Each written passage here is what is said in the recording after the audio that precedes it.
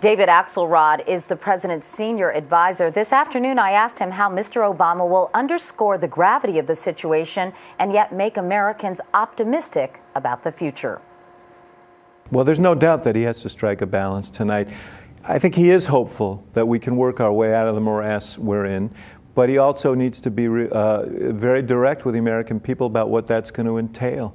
He absolutely will, I hope, leave people with a sense that there's a better day. He believes that deeply, and he has a sense of how we need to get there. You started to say realistic, and you stopped yourself. Any reason for that? No, I think, one of the things that impresses me, Katie, looking at your polling and other public polls I've seen, is that the American people are realistic. They understand that we have significant problems, and it's going to take some time to work through those problems. So we put our trust in the American people. He's going to treat the American people like adults and share with them the truth about where we are and where we need to go. Having said that, there seems to be some trepidation, even anger, about the mortgage bailout plan. How do you explain that this is not going to be helping out somebody's brother-in-law who put down no money, spent too much money on his house, and basically cut corners, while other families feel like, listen, we did everything right? Right.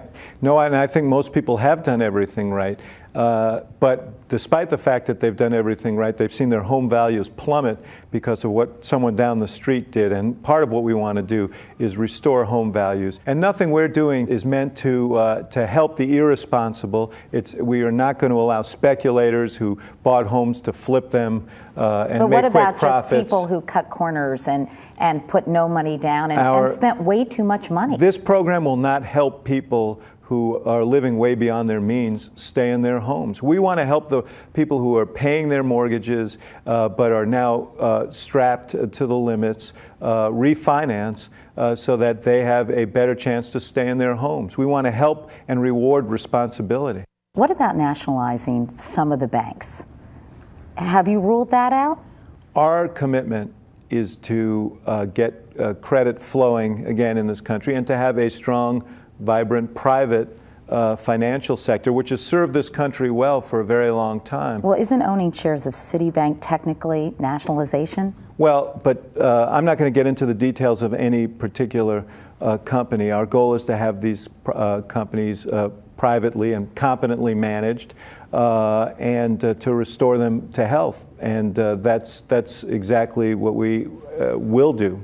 When you were running this campaign, did you ever envision inheriting this job at a time when the country is in such deep trouble?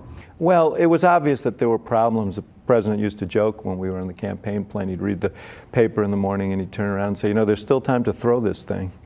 But, the truth is that he's taken, that he says to us, and it's kind of the credo by which we operate, that if you're going to do this job, do it when it counts. And it counts right now.